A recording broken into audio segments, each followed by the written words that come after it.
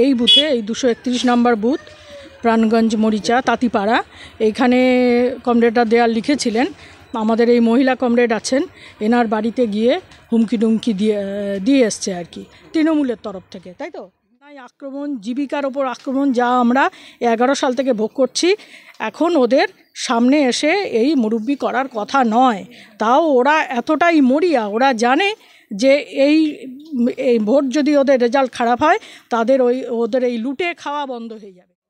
কি বলবেন, সূত্র মারফত খবর পাচ্ছি এই এলাকার যিনি নেতা আছে গোটা এলাকাটা তিনি দাবিয়ে রেখেছেন, তো এই জায়গাতে আইএসএফের কোনো প্রভাব নেই বললেই চলে। এখানে সিপিআইএমদের আজকে দেয়াল লেখনের কাজ চালানো হচ্ছে, তো সেই ক্ষেত্রে কোনো বাধার মুখে পড়তে হয়েছে? না, বাধার মুখে এখনও পর্যন্ত আমরা পড়িনি, কিন্তু কয়েকদিন আগে এই বুথে এই 231 নম্বর বুথ প্রাণগঞ্জ মরিচা তাঁতিপাড়া এইখানে কমরেডরা দেয়াল লিখেছিলেন। আমাদের এই মহিলা কমরেড আছেন, এনার বাড়িতে গিয়ে হুমকি টুমকি দিয়ে এসছে আর কি, তৃণমূলের তরফ থেকে, তাই তো। তৃণমূলের তরফ থেকে হুমকি টুমকি দিয়ে এসছে। এখন যা পরিস্থিতি, হুমকি দেওয়ার পরিস্থিতি নেই, ওদের ঘরে ঢুকে থাকার কথা। যা চুরি দুর্নীতি এই রাজ্য সরকার করেছে এবং এখনও পর্যন্ত যা আসছে মিডিয়া মারফত আমরা জানতে পাচ্ছি, এবং আমরা এলাকার মানুষ প্রতিনিয়ত যে তোলাবাজি, কাটমানি, যে লুটতরাজ, যে অন্যায় আক্রমণ, জীবিকার ওপর আক্রমণ, যা আমরা 11 সাল থেকে ভোগ করছি, এখন ওদের সামনে এসে এই মুরব্বি করার কথা নয়। তাও ওরা এতটাই মরিয়া, ওরা জানে যে এই ভোট যদি ওদের রেজাল্ট খারাপ হয় তাদের ওদের এই লুটে খাওয়া বন্ধ হয়ে যাবে। সেই জন্য ওরা মরিয়া, অন্যায়ভাবে ওরা এখনও পর্যন্ত মানুষের ওপর আক্রমণ নামিয়ে আনছে। আমরা প্রতিরোধে আছি, মেয়েরাও বেরিয়েছে, দেখছেন কত মানুষ এখানে জড়ো হয়েছে উৎসাহ নিয়ে, যে দেওয়াল লেখা হচ্ছে। এই হচ্ছে পরিস্থিতি। রেজাল্ট ভালো হবে, ভোট ভালো হবে, কারণ মানুষ চাইছে, মানুষ মুক্তি চাইছে, মানুষ বিকল্পের সন্ধান করছে। কাজেই বাম এবার হচ্ছে বিকল্প, হচ্ছে বাম ছাড়া এখন মানুষ দিশা পাবে না সর্বত্র। তাই এই মরিচা গ্রাম প্রাণগঞ্জ অঞ্চলেও একই ব্যাপার। যাদবপুর লোকসভা কেন্দ্রে যিনি প্রার্থী হয়েছেন সিপিএমের সৃজন ভট্টাচার্য, সেই ক্ষেত্রে সেখানে আইএসএফও ক্যান্ডিডেট দিয়েছেন এবং তৃণমূল কংগ্রেসের প্রার্থী সায়নী ঘোষ। সেই ক্ষেত্রে যাদবপুর লোকসভা কেন্দ্রে যিনি প্রার্থী হয়েছেন সৃজন, যাদবপুরে গোল দেওয়া সহজ হবে আপনার ক্ষেত্রে, কী বলবেন? দেখুন, সৃজন ভট্টাচার্য হচ্ছে লড়াকু ছাত্রনেতা। সে কোনো অভিনেতাও নয় বা অন্য কোনো কাজের সঙ্গে সে যুক্ত নয়, পেশাগত কোনো কাজে যুক্ত নয়। সে রাজনীতিটা বোঝে, রাজনীতিটা করে। সৃজনের মতো ওই রকম ব্রাইট ছেলে, ওরা উজ্জ্বল ছেলে, যা যাদবপুর ইউনিভার্সিটি থেকে ডিগ্রিপ্রাপ্ত ছেলে, সে চাইলে খুব ভালো জায়গায় পৌঁছতে পারতো, তার রোজগারের জায়গায় সে যেতে পারতো। সেইটা না করে সে মানুষের জন্য নিজেকে উৎসর্গ করেছে। কাজেই সৃজনের সঙ্গে অন্য ক্যান্ডিডেটদের তো তুলনা হবে না। কাজেই সৃজনকে মানুষ ভালোবাসছে, এবং ভাঙড়ে যখনই সৃজন এসছে, বিভিন্ন বুথে গেছে, গ্রামে গেছে, মেয়েরাও উচ্ছ্বসিত, মায়েরাও উচ্ছ্বসিত।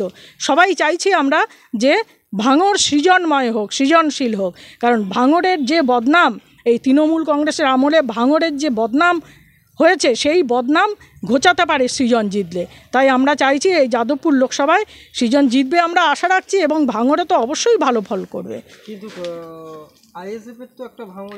আইএসএফের ব্যাপারে, হ্যাঁ, আইএসএফ অবশ্যই বিধানসভায় যখন আইএসএফের সঙ্গে আমাদের সংযুক্ত মোর্চা, আমরা যৌথভাবে, আমরা যারা সিপিআইএম কর্মী, আমরা যৌথভাবে তো লড়াই করেছি।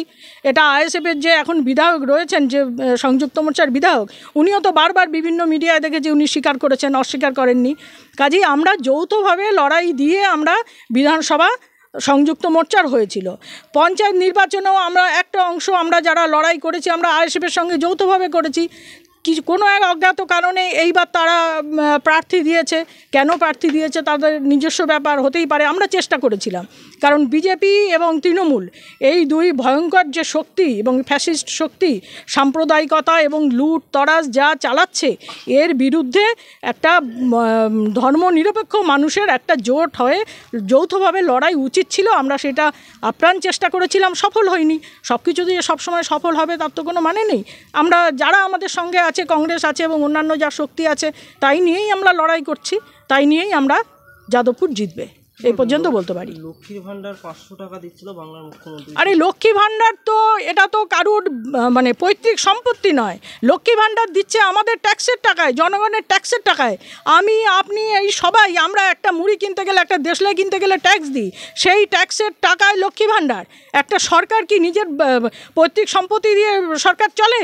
মানুষের ট্যাক্সের টাকায় লক্ষ্মী ভাণ্ডার দিচ্ছে। তাই লক্ষ্মী ভাণ্ডার বন্ধ হওয়া চালু হওয়া কোনো ব্যাপার না। এটা লোকসভা ভোট, এটা তো রাজ্যের ভোটও নয় যে লক্ষ্মী ভাণ্ডার মমতা ব্যানার্জি বন্ধ করে দেবে। ওরা ভাওতা দিচ্ছে মানুষকে। সবসময় ওরা যেমন ভাওতা দেয়, এটাও একটা ভাওতা। একটা প্রকল্প চালু হলে সেই প্রকল্প বন্ধ করা অত সোজা? ওর উচিত তো আরও বেশি টাকা দেওয়া। 500 টাকা, 1000 টাকায় কী হয় মানুষের? তার ছেলেটার চাকরি নেই। আজ যদি লক্ষ্মী ভাণ্ডার না হয়ে আর একটা কারখানা হতো এখানে, তাহলে ওই ছেলে 20,000 25,000 টাকা রোজগার করতে পারতো, তার বাড়ির ছেলে। যদি একটা কারখানা হতো, যদি অন্য কোনো শিল্প হতো, তার স্বামী রোজগার করতে পারতো। কিন্তু এদের বাড়ি, এদের 500 টাকায় কী হয় একটা সংসারে? জিনিসপত্রের দাম দেখেছেন এখন? ওষুধ, জিনিসপত্র প্রত্যেকটা অগ্নিমূল্য। 500 টাকা এত মানুষকে ভিক্ষা দেওয়া, মানুষকে ভূত করে রাখছে এরা, যে 500 টাকা দিচ্ছি আমার হয়ে থাকো। আর তাদের বাড়ির ছেলেপুলে, গরিব মানুষের ছেলেপুলে, স্কুলগুলো বন্ধ হয়ে যাচ্ছে, কাজ নেই, তাদের হাতে বোম বন্দুক তুলে দিচ্ছে। আপনি দেখুন না, যে কোনো আক্রমণ যেখানে হচ্ছে, গরিব বাড়ির ছেলে, নেতাদের বাড়ির ছেলেরা কি আসছে না? কাজে এইটা ওদের একটা প্ল্যান, মানুষকে পিষে মারার।